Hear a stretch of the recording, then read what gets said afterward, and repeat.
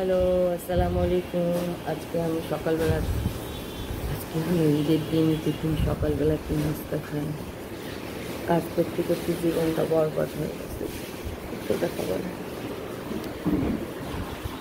নিজে কলিজা খেতে হবে, ডিম খেতে হবে। এটাই হলো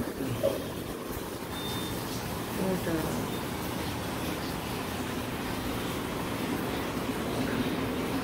চা চা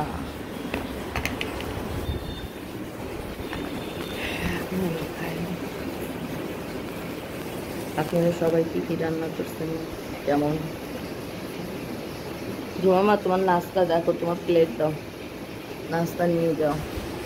দেখো নাস্তা নিয়ে যাও।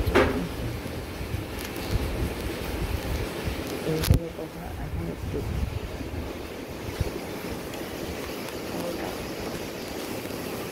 আমাদের ঈদের সময় হলো সকালবেলা কলিজা খাইতেই হবে কলিজা।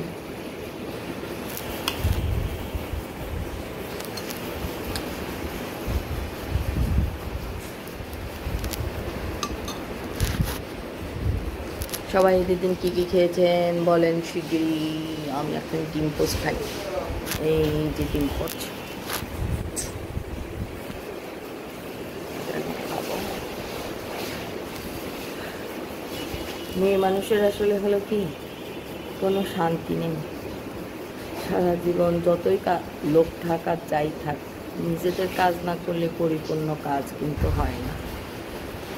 সারা দিন কাজ করি আপনাদের সঙ্গে সময় ব্যয় করে। সকালবেলা কত সকালে, কালকে কত রাত্রিবেলা ঘুমানো হয়েছে, ভোরবেলা আবার উঠা হয়েছে, নাস্তাগুলো রেডি করা হলো, তারপরে এখন খাবো।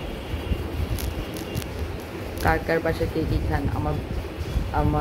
আমার আম্মার ওখানে খাওয়া হতো হলো আপনার সকালে আমাদের খিচুড়ি, তারপরে গরু মাংস, তারপর ঝাল পেঁয়াজ, আচার। আমাদের এলাকার মানুষরা মনে হয় বেশিরভাগই হলো সকালবেলা হলো, ঈদের দিন সকালবেলা হলো খিচুড়িটা খায়। আর হলো ছোটোকালের কথা সবারই খুব মনে পড়ে কিনা জানি না, আমার থেকে থেকে মনে পড়ে, সবসময় মনে পড়ে না, মাঝে মাঝে মনে পড়ে, খারাপ লাগে। আবার এখন এই জায়গায় আসছি, আবার দেখা গেল এরপরে আবার কি লাইফ, এক একটা মানে এক একটা বয়সে এক একটা লাইফ, এরকম জীবন চলবে। এই জীবনটা এক সময় মিস করবো। এখন যে জীবনটা যাচ্ছে, যেমন ছোটোকালে একটা মিস করছি, এখন যে সময়টা যাচ্ছে সেই সময়টা এক সময় মিস করবো। এটাই হয়তো নিয়ম, যাই না কি। এখন আমি নাস্তা খাবো, আমার চা ঠান্ডা হয়ে যাচ্ছে। আর কি, সবাই ভালো থাকবেন, সুস্থ থাকবেন, সবার ঈদ সুন্দর হোক এই কামনা করি। আল্লাহ হাফিজ, আসসালামু আলাইকুম। সবাই ভালো থাকবেন, সুস্থ থাকবেন।